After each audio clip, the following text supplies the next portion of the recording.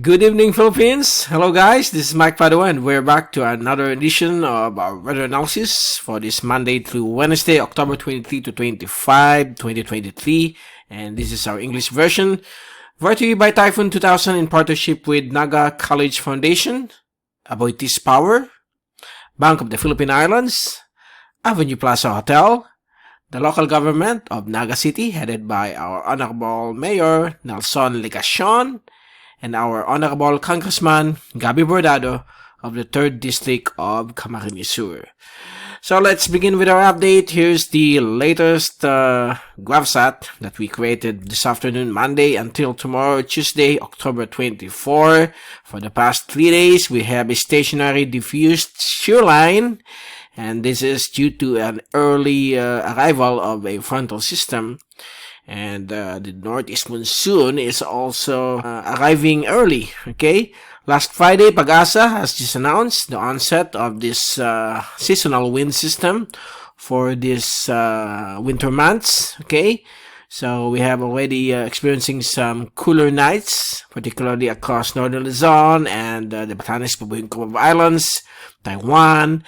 And it's being enhanced by the remnants of tropical depression Sanba, a very small amounts of lower atmospheric pressure here, but still enhancing just a little bit, maybe because of this intense dual high pressure cell over Japan, giving some good weather here. And because of that, we have a 2-day stay of this diffused shear line, bringing some isolated rain showers and thunderstorms across Central and Southern Luzon, including Metro Manila, Bicol region, and that's it, okay? And we are having some cooler evening, cooler days. The average temperature here in Naga City has dropped down to just 27 to 28, even at noontime, around 30 degrees. Heat index around 32 degrees, and which is good.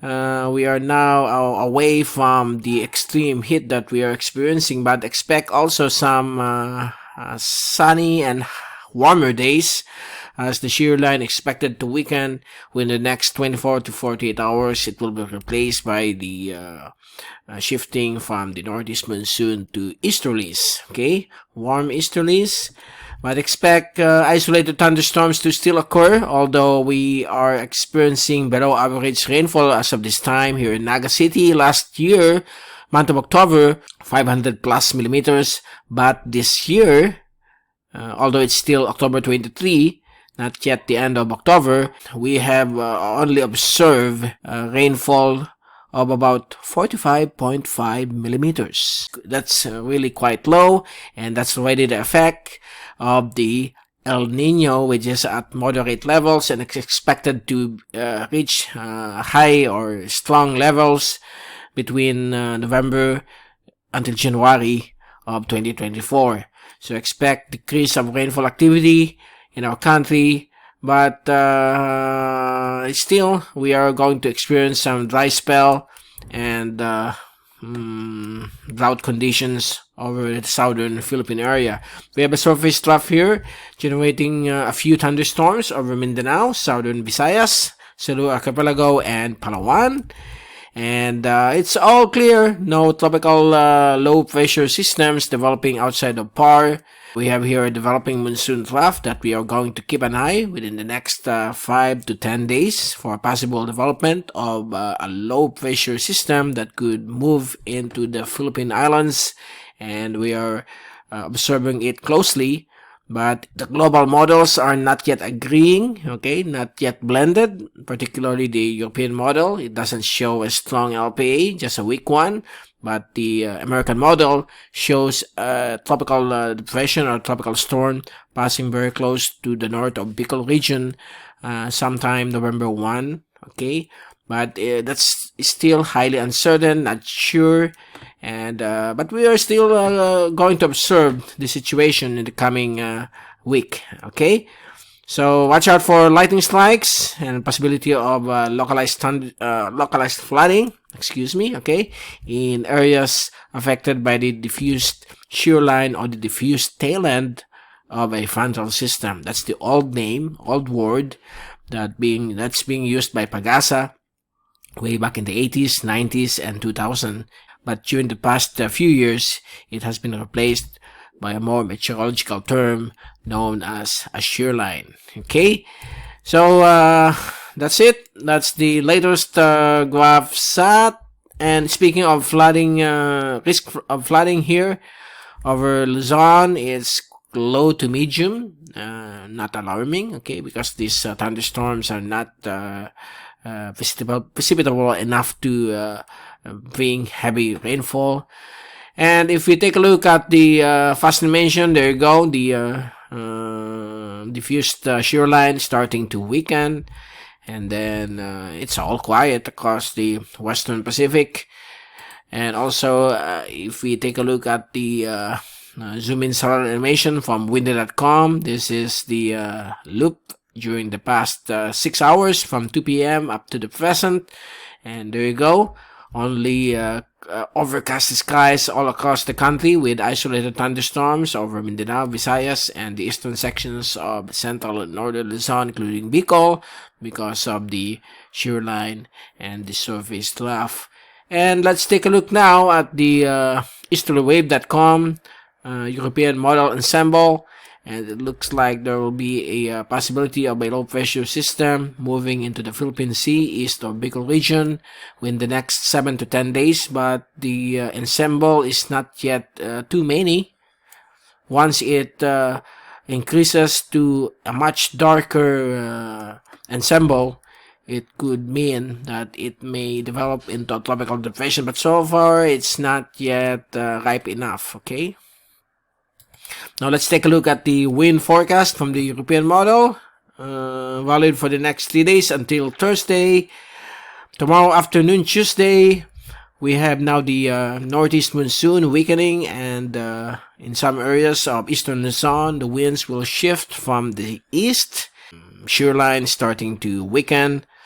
Okay, and then on Wednesday afternoon, the easterlies will again shift from the northeast, and then because of a building high pressure here, so just light to moderate northeasterly wind flow, while the northeast monsoon is still being felt here over the northern portions of the West Philippine Sea and the South China Sea, including the Taiwan Strait. And there's a large monsoon trough forming here, and it's not yet sure where the possibility of a low pressure system that will form is being shown here. It's not yet being shown in this model graph. And then on Thursday, October 26, the westerly wind burst. This is the common feature of an El Nino climate, is again increasing here to the south of Palau. So luckily we don't have a strong easterly or northeasterly winds here that could generate a new low pressure area, but it's still clear, okay, with the possibility of this monsoon trough here. So it's continuing observation over the Western Pacific for the next 5 to 10 days. And for the rainfall accumulation for the next 3 days until Thursday, the much of the rainfall will be concentrated along the coastal waters and the coastal areas of Luzon, from Cagayan Valley down to northern Bicol. Okay, that's Camarines Norte, and the coastal waters of Camarines Sur, Partido District, and here along the coastal waters of northern Quezon, Aurora, Isabela, and Cagayan. Most included is the Panahon Island Group, while the rest of the archipelago are mostly cloudy skies with isolated rain showers and thunderstorms, particularly across Visayas, Palawan, and Mindanao, but nothing unusual or above the normal capacity of rainfall that is expected to occur. Is just below the average levels. Okay, so I'm gonna show to you the weather system that is expected to form. Let me move it here. Okay. So here's the European model. Halloween night until November 1, nothing. There's no even a active LPA. It's nothing. There's only a developing trough here, or a low pressure system here.